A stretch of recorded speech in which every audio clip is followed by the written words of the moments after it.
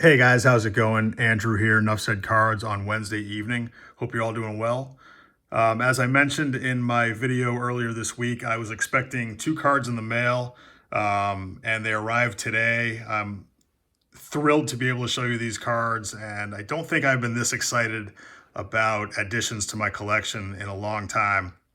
So I'm just going to get right into it and show you the cards, then kind of tell you the backstory of how I acquired them, and tell you a little bit about the set.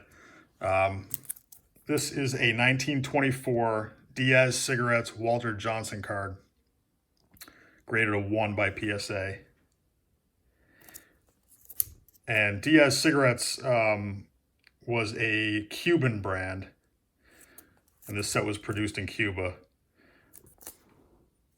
And the second one is Grover Cleveland Alexander from the same set. This one's graded a 1.5. And I purchased these two cards off of eBay. I bought them raw. They arrived last Wednesday.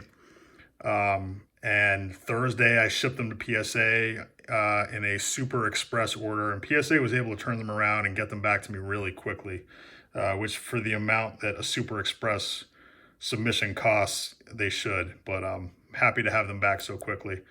And these are very rare cards. There's 3 of each of these known, 3 graded total each. That's SGC and PSA combined. And the Grover Alexander at 1.5 is the highest graded example of this card. The other 2 are an authentic and a 1. So obviously I was thrilled to get the 1.5. I was kind of expecting a 1. But very happy, obviously, with the 1.5. And the Walter Johnson, I thought there was a good chance it was going to come back as authentic, but it came back as a 1. The other 2 known examples are a 1 and there's a 2, which is the highest graded. And these holes that are in the cards are actually frequently seen in this set, and it's believed that they were some type of cancellation, possibly related to what it says on the back of the cards, which I'll translate in a minute, but just so you can see it there. I don't read Spanish, but I was able to find the translation online. If any of you do read Spanish, you can tell me if this is accurate. But it says, the person that sends the complete set of 136 pitchers cards will be given a luxurious album that contains pictures of all the National and American League cards. So from what I've read, some people believe that the holes that are, like I said, common in this set may have been a cancellation when they were sent back to the company. But I don't think anyone really knows that for sure. I don't believe all 136 cards have been identified. They're not all known. But the set is all pitchers, which is kind of interesting. I'm going to read you description of this set. Bear with me a second.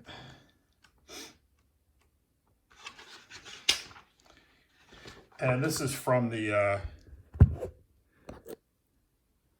Encyclopedia of Baseball Cards by Lou Lipsett. For those of you that are pre-war collectors that don't have this book, I would highly recommend you try to find a copy. It's out of print, but you can get it on Amazon and occasionally on eBay. This is what it says about the Diaz set. One of the rarest of all tobacco baseball issues is not American. It was produced in Cuba for the Diaz cigarette brand. The cards feature sharp black and white photos with a glossy finish.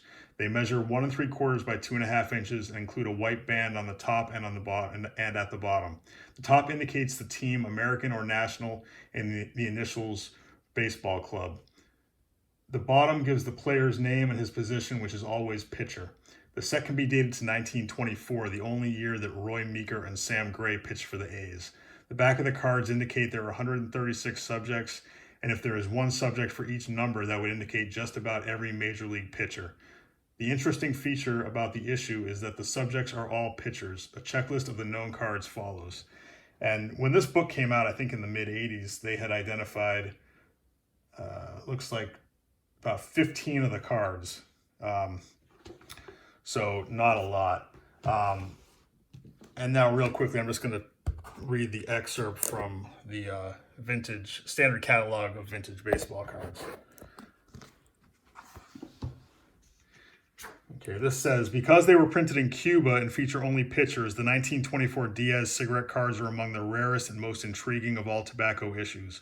Produced in Havana for the Diaz brand, the black and white cards measure 1 3/4 by 2.5 and were printed on semi-gloss stock. The player's name and position are listed at the bottom of the card. The set consists of 136 cards, all major league pitchers, but to date, only the cards checklisted here have been discovered, and several of them never played in the majors. So definitely a obscure set. This is the kind of card that I really enjoy finding, and just a little backstory of how I came across these. Years ago, when I first got back into collecting cards, and pre-war cards in particular, I was trying to put together a set of a collection of cards that included one of each Red Sox player who was in the Hall of Fame, and I wanted the card to show them as a member of the Red Sox. And Red Ruffing, who was on the Red Sox for a couple of years, has 2 cards in which he is shown as a member of the Red Sox. One of them is in the Diaz cigarette set. And I've only ever seen one of them come up for sale. It was in, I believe, REA a couple of years ago. Maybe it was Heritage. And I was outbid and lost out on it. But I was eventually able to get a copy of his other card, which is a 1925 Exhibits card, which he's shown on the Red Sox. But because I had been looking for the Diaz card, I had a saved eBay search for Diaz cigarettes.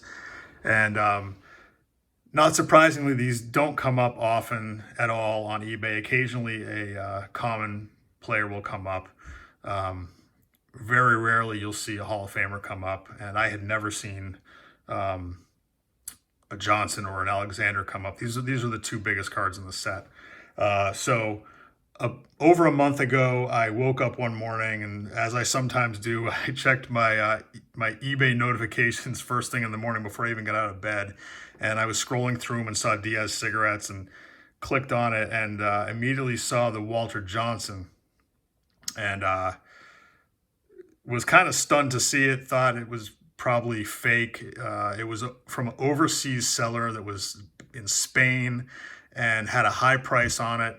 And, I looked at the card, and actually the thing that made me think that it may be a legit card was the damage. Like I explained, the holes and the damage that you kind of frequently see on these cards. And from the pictures, it appeared to be a legit card. The seller had good feedback. I made an offer for the card within 10 minutes of seeing the listing, and got a response back from the seller that they would accept my offer. However, they were out of the country for the holidays and they wouldn't be able to ship it for over a month. And if I was okay with that, they would accept my offer. So kind of took a huge leap of faith buying an expensive card from an overseas seller with kind of this weird story about being out of the country, but just decided to go for it. And I purchased the Walter Johnson. A day or 2 later, the same person posted the Grover Alexander card and made an offer for that one, and got that one also. So the time passed when they said that they would be able to ship it. They did not ship it. There was nothing popping up with tracking. I got no notification from the seller. It was about probably 4.5 weeks after I made the purchases. I reached out to them, kind of sent an angry message, got a response back that they had gotten COVID and they couldn't travel in Europe, and they couldn't get back into Spain. And I was starting to think that I'd be filing with PayPal to get my money back. But they said that they were going to be able to ship it by DHL a couple days later. And sure enough, they went in the mail. I got a tracking number. And like I said, they arrived last week. And just really thrilled to own these cards. I think they're really cool looking images of these, great players. And Obviously very rare, and just really happy to have them. If anyone ever comes across a red Ruffing, I'd still like to pick that up. I think there's maybe 2 of those known also, so unlikely, but obviously very happy to have these. And appreciate you guys listening to me ramble on about them, those of you that have made it this far. And that'll be it for now. I will catch up with you guys soon. Take care. Bye.